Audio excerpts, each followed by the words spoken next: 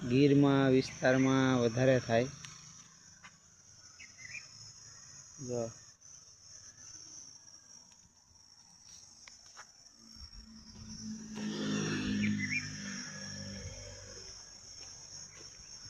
આ એનું જ ઝાડવું છે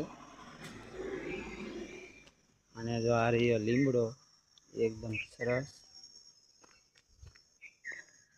તો મિત્રો વિડીયો સારો લાગે તો લાઈક કોમેન્ટ ને શેર કરજો। જય માતાજી।